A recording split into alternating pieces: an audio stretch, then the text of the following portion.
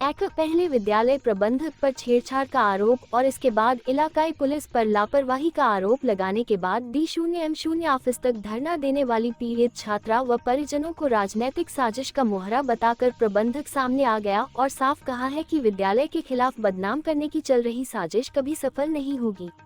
यहां पढ़ने वाले 1200 छात्र छात्राओं के भविष्य के साथ घिनौना काम करने वाले आरोपियों को कानून जरूर सजा देगा। मैं जिला उपाध्यक्ष विष्णु महासंघ जयप्रकाश पांडे। कैसे पहुंचे हैं पांडे जी यहाँ, क्या मामला है? लड़की का मामला है आरुषि सिंह, जो नाबालिग छात्रा है, इसके साथ गलत व्यवहार किया गया जो स्कूल के प्रिंसिपल हैं उनके द्वारा।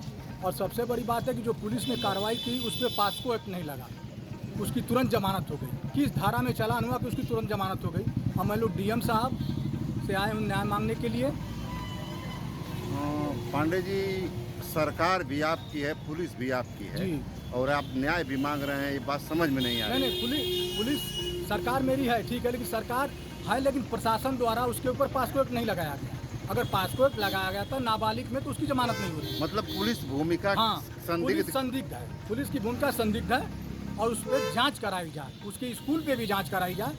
जो उस स्कूल जमीन है वो गांव सभा की जमीन है, उस पर भी एक्शन लिया जाए। मेरी मांग जिलाधिकारी महोदय, उप जिलाधिकारी महोदय से है और मेरी मांग मुख्यमंत्री जी से भी यही है। सर, अपना परिचय बता दें। जी, मेरा नाम आरिश शर्मा है और मैं डाली सनविन का एज ए प्रिंसिपल हूँ। अभी पिछले दिनों आपके स्कूल के प्रबंधक पर एक आरोप कक्षा 7 की छात्रा ने लगाया था छेड़खानी का आरोप, क्या है सर ये पूरा मामला? सर, जैसे कि मैंने अपने एक रिपोर्ट में कहा भी है कि सर ये पूरी तरह से अविश्वसनीय है। मैं पिछले बार भी कहा था, फिर मैं कहना चाहूँगी, अविश्वसनीय, विश्वास ही नहीं किया जा सकता। क्योंकि मैं कहा हूँ कि स्कूल जो हमारा 2018 से चल रहा है, इसमें 600-700 बच्चियाँ हैं और कितने सेक्शन पास आउट होंगे, 12 तक पास हो गए। ये कॉमर्स और साइंस बेस के स्कूल है, बस इसके पास हो गए। कभी ऐसा कुछ हुआ ही नहीं। क्योंकि अगर इस तरह का होता तो कुछ हादसा पहले भी हो सकता था, लेकिन कभी कुछ हुआ नहीं।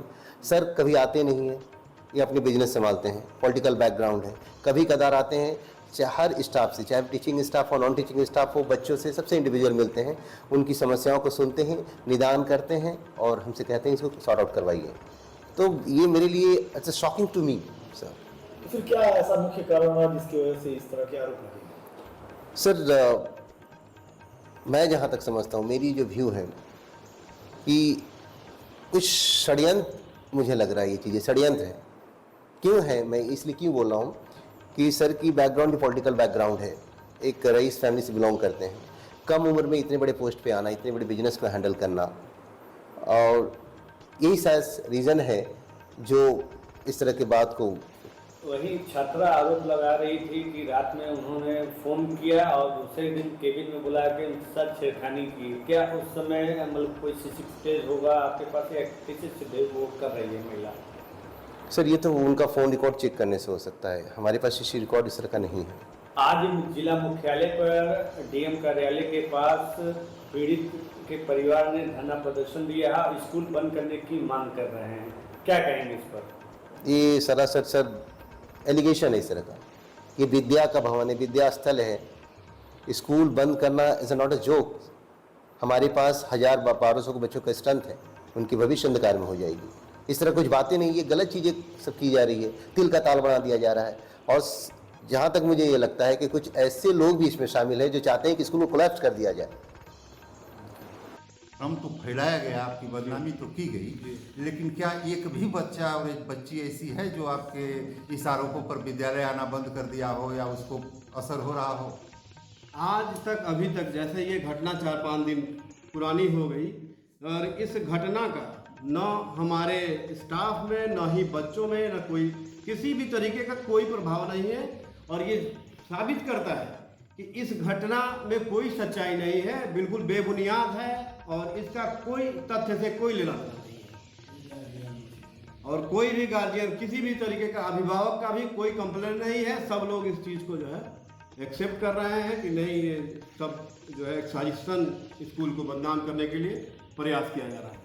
विद्यालय में बच्चों बच्चियों की संख्या कितनी होगी करीब करीब? हमारे विद्यालय में तकरीबन 1100 से 1200 के बच्चों की संख्या है, बहुत और जिसमें अधिकतर हमको लगता है कि 60 प्लस जो हमारे बच्चे हैं वो स्वर्ण समुदाय से आते हैं, और माने अदर कास्ट और अदर जो हमारी कम्युनिटी है उससे अलग कास्ट के बच्चे हैं। इसमें गैर समुदाय आप कह लीजिए, इनडायरेक्टली आप समझिए इस चीज़ को। तो ये बच्चे हमारे पास ज़्यादा हैं, उनका सहयोग हमेशा रहा है और उनसे कभी भी किसी तरीके से कोई भी शिकायत नहीं आई है। ये पहला ऐसा मामला है, और ये मामला है नहीं, ये साजिश है। इसको बार बार हम फिर से दोहराएंगे कि ये साजिश है, इसमें कोई मामला नहीं है। अगर ऐसा कोई मामला होता तो उस दिन जो है स्कूल से बच्चे क्लास में एक बिल्कुल नॉर्मल तरीके से रही, नॉर्मल तरीके से बैठी, नॉर्मल तरीके से बस में गई, न किसी से कुछ कहा, न इस तरीके की अगर कोई भी बात होती है। उस बच्चे के क्लास 7th में है, क्या है, उसकी एज क्या है, तो उसको थोड़ा सा अनकंफर्टेबल फील हुई होती, यहाँ तक मैं समझता हूँ। तो उस बच्ची ने शायद किसी से भी कुछ कहा होता, लेकिन ऐसा कोई भी साक्ष्य नहीं, ऐसा कोई भी आदमी नहीं है कि इस बच्ची ने उस दिन ऐसा कोई भी किसी तरीके का किसी से कोई शिकायत इसने किया है। Subscribe now and press the bell icon. Never miss an update.